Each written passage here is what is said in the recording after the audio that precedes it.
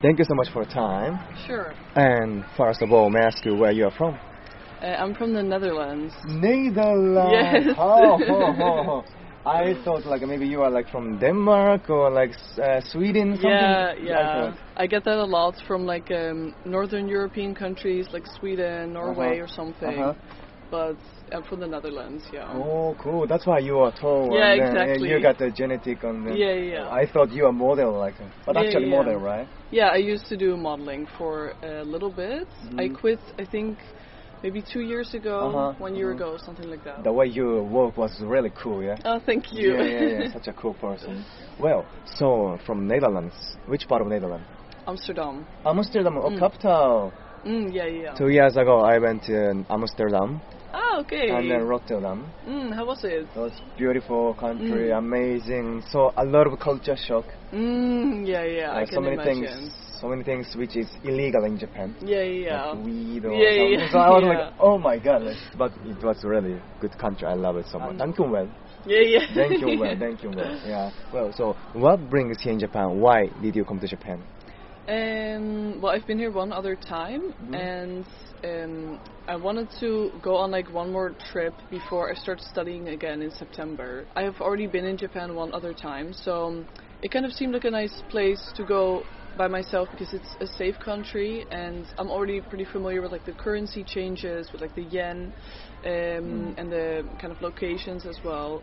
And last time I was only here for like 5 days, so I was like, there's so much to do, of course, in Tokyo. So coming back with a little bit more time, would also be nice. First time, when was it? In January. In January, and now May. Yeah. It's very quick to come back to Japan, yeah? Yeah, it kind of is. My friends back home were also like, why are you going back again so soon? But I guess it's something that you experience when you travel any country, that you just want to come back immediately. It's really quick, so I think you really liked Japan. So what makes you come back to Japan, like from the first time experience? Well, the easy answer is the culture. What I mean by that is like I had also not really been to other countries outside of Europe, so it's the complete opposite side of the world. So all of the culture and history is completely different. I think it made me realize when I came here, I went to the Tokyo National Museum with kind of historical art, and it made me realize that I didn't learn so much Asian history in school, like at all, for example. And here you can learn a lot more about that. So I would say I'm interested in like the history, but also just like the daily habits that Japanese people have, I would say.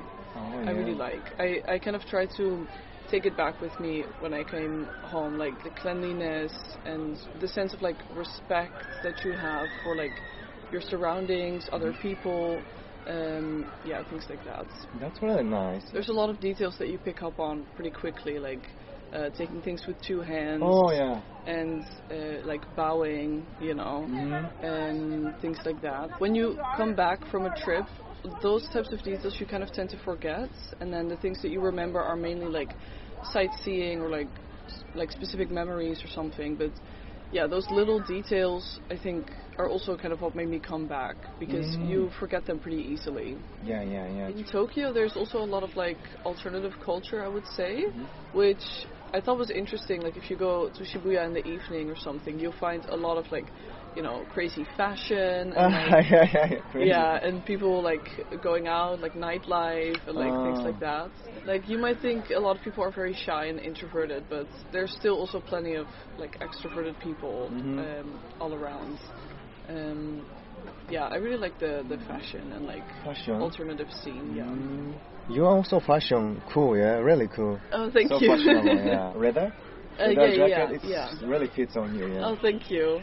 I think in National Museum you see many things, like for example samurai sword or armor or kimono or some painting, but what was the impressive things? What did you like?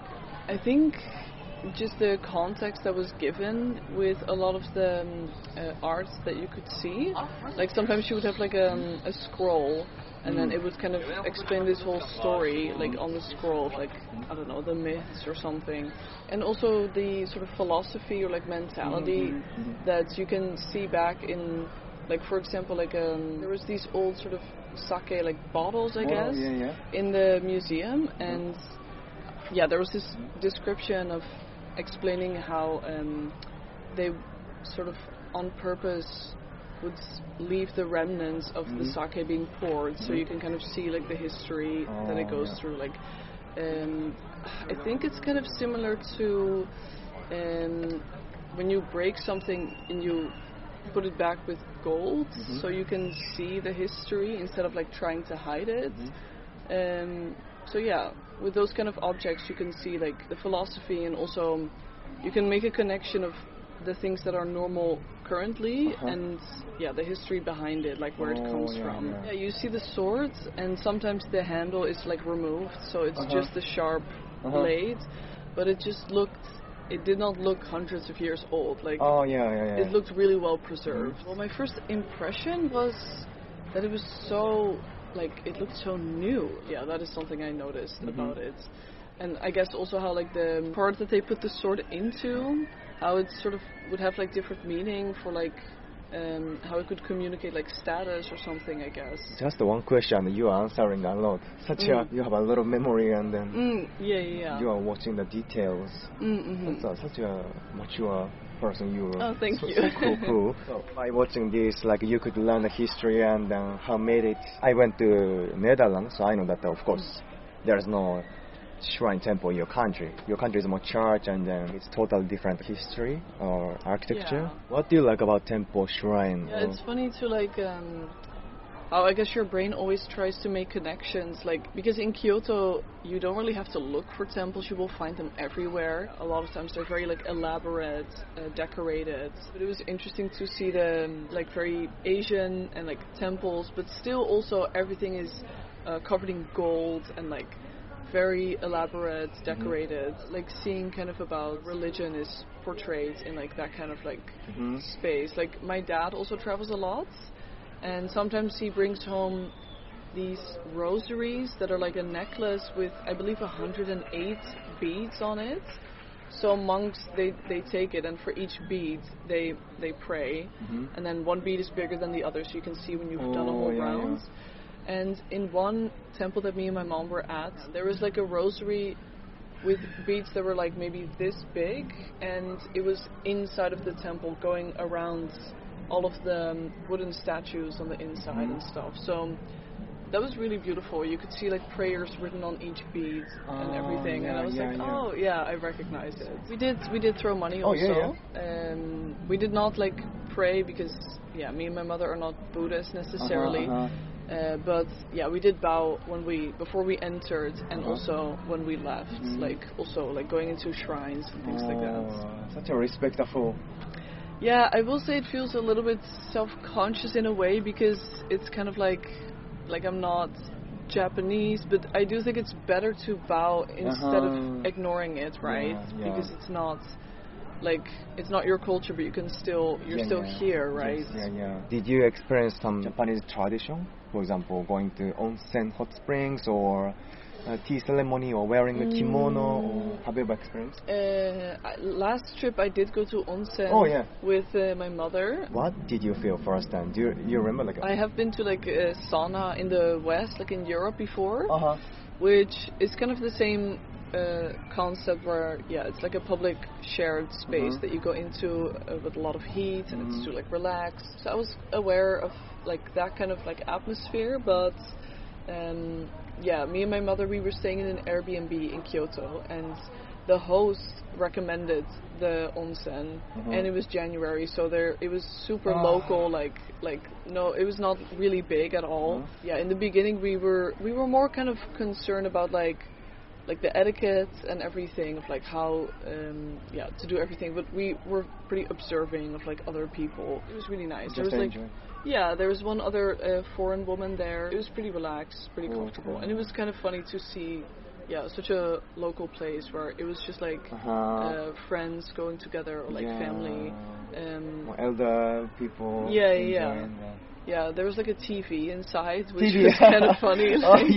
Really? And in the inside of the Yeah, there's like a bathtub, and then on the wall there was a big really? like, flat screen It's electricity, TV. not dangerous. Yeah. Oh yeah, never. They were just sitting in the bath and then watching like a music show or something. Oh, did you try like outside of onsen also?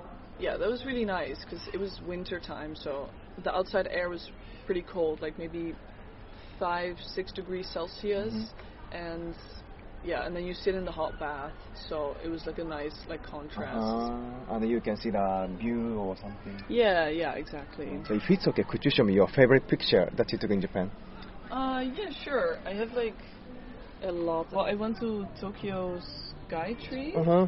Yeah, that was really beautiful with the view that you can see. Like on the picture you can't see it that well, but yeah, the experience was very unique. Like being able to see the city so clearly from so high, and like how it kind of feels like the city is really big with all of the skyscrapers, but then when you're so high up in the sky it still feels like everything is kind of small. It was interesting. Do you have your favorite picture of yourself in Japan? Yeah, I have one here. There was this person that had a Polaroid camera, and it's near the fountain. That's so cool. Such a nice picture. You used to be model, that's why. Such a nice posing. You know how to do it. Yeah, so cool. By the way, now, may I ask how old you are? 21. 21. And you are taking gap year, right? Yeah. So not university yet? No, in September. So what's your future plan? What's your dream? Do you have? I don't really have like one specific thing that I really want. Like I used to go to art school because I like to draw and stuff, but yeah, I didn't love like trying to make money out of that. A lot of times I would kind of have the feeling of like you have to choose one thing and then you have to do it for the next 40 years or something, which I don't necessarily want to be like that. So right now I'm going to study English literature. So it's a little bit different from art school, but yeah, it still has some like creativity to it, and I find language really interesting. I would say the study kind of has an open ending in terms of like what you can be after that, like career-wise, which I like. Like you still have a little bit of like different options. So yeah, that's my plan for now. Oh, that's so cool. So you go to university and then learn the English literature. Maybe someday you come back to Japan as an exchange student or something. Yeah. I would really like to like be exchange student in like some other country. Like to study also outside of Amsterdam. And a lot of universities have like an exchange program where you can stay in a different country for 6 months or 1 year. And yeah, when I came here for the first time, I was like, oh, I could live in Japan. Yeah. Come back. Yeah. It's gonna be so far for you. Yeah, exactly. Long time staying. You can visit a lot of places also. Yeah. So cool. Well, so hope your dream come true. Yeah. Thank you. So this is last question. Do you know any Japanese phrase or words?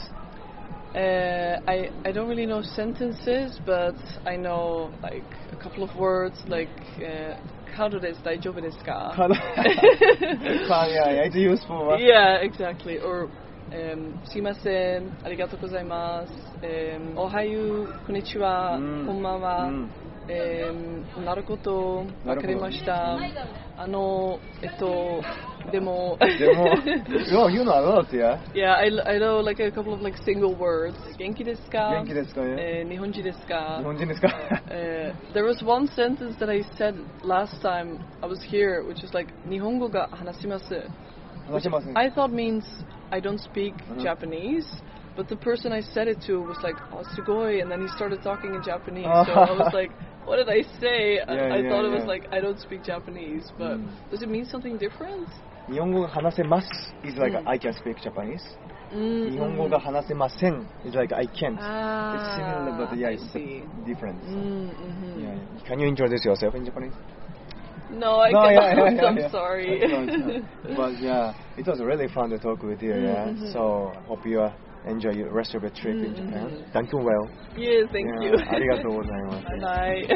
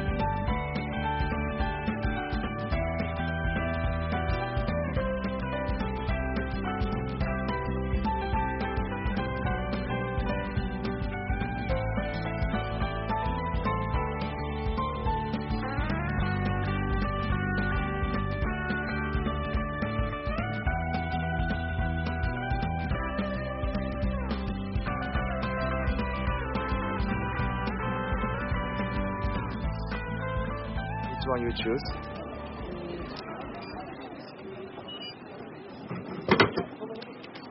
Green tea? Green tea, Ayataka, nice.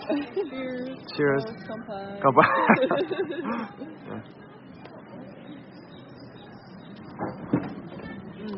It's good. It's really nice. Nice to hear.